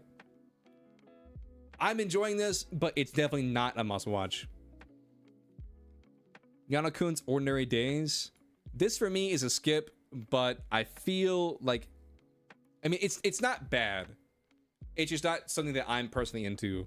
This isn't a bad anime by any means. I definitely think that this like for some people this is a must watch, but for me personally, it's not. Dad's a hero. Mom is a spirit. I'm a reincarnator. This show, it's definitely not a must watch, but it is good. Tales of Wedding Rings, nah. Isekai Quartet. I mean, it's a must watch if you like isekai, but it's not a must watch if you know nothing about isekai and nothing about these shows, and you also haven't watched the first 2 seasons. But then again, like, you don't need to watch like season 1 or 2 of Isekai Quartet to watch season 3, because each story is pretty self-contained. It's like episodic. It's not serialized. It's like episodic. So you could definitely just watch season 3 and then go back and watch 1 and 2. But that's just me. The inexpressive Kashiwara and the expressive Uta. If you like Komi-san, I feel like you would enjoy this, but if you don't like Komi-san, you would not like this at all. Tojima wants to be a Kamen Rider. For me personally, after giving this show a second shot, I feel like this is a must watch. I feel like if you like anime or if you like Sentai, like, you have to watch this. Maybe not finish it, but I feel like you had to at least give it a shot. For me, it took 2 episodes, but if you can give it 2 episodes, then I think it's definitely worth a watch. I mean, I don't know if it's gonna like stick the landing. I don't know, but I will say this: it has been pretty funny. Umusume, Mechanical Marie. I wouldn't say it's a must watch, but it's so close. It's so close to being a must watch. It's definitely a recommendation that I would say, like, watch this for this season, like, give it a shot. But I will say it's not quite a must watch for me. Wand Dance, this is a skip. Hands Off, skip. Dark History of the Reincarnated Villainess. For me, this is it's in the same boat as like Mechanical Marie. Like, if I had to recommend either Mechanical Marie or the Dark History of the Reincarnated Villainess, I would probably say we just watch Mechanical Marie, because I feel like more people would be into that. But I will say this is also very good. So I'll bump Mechanical Marie up to a must watch, and then bump this one up to just below a must watch. I'm not watching this. Honestly, Little Miss Vampire Can't Suck Right. This is probably a skip. Like, honestly, like, I just don't like this. I just don't like this show. I'm sorry.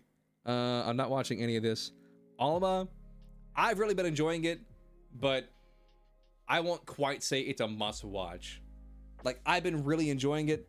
If you, like I said, if you like Kana from Dragon Maid, this is basically like Dragon Maid if the show was all about Kana. Like, I don't know. I've been enjoying it, but like, you know what? I'll say it's a must watch. Maybe not finish, because we'll have to see how it, you know, like, if it sticks to landing. But I think, you know, watching 2 or 3 episodes of this, like, you won't regret it. You won't regret, like, watching at least like a couple episodes of this. Like, maybe you don't have the time to finish it, but I'd at least like watch a couple episodes. This anime looks like good, but typically with animes like these, they're too much of a slow burn for me, and like the payoff isn't always there. So I feel like I don't want to like invest in the slow burn just to get burned, you know, in the long run. Manga is a weirdly wonderful workplace. I don't know. It's like cute girls do cute things. If you like cute girls do cute things, then you'll probably like it. But if you're not into that kind of like slice of life type storytelling, then this probably isn't for you. Didn't watch this. Didn't watch this. Didn't watch this. Didn't watch this. This is 100% a skip. This is not even anime, and I stand by that. This is a goddamn visual novel. Like this shit. Oh my god.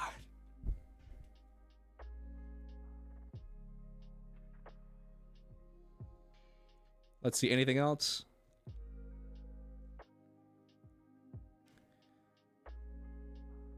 No, I think we covered it all. I think we did everything we set out to do today. Honestly, I think we did everything we set out to do today. I think we'll call it there.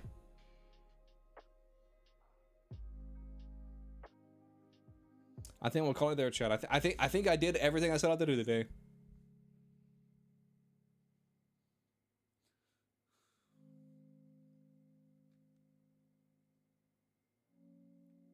But yeah, thanks for hanging out. A little bit of a shorter stream, but I mean 2 hours. That's a good number. That's a good number. We did about 1 hour for the previous season and 1 hour for this season. 2 hours, I'd say is pretty good. Pretty good number. Pretty good number. But yeah, that's all I got. That's all I got, chat. I'll see you guys probably tomorrow. I don't think anything's really going on tomorrow, so we'll probably have a regularly scheduled stream tomorrow. Probably play Monster Hunter, but we'll see. Probably Monster Hunter, but we'll just have to find out. But yep, that's all I got. I'll talk to you guys tomorrow. All right, bye-bye. Peace.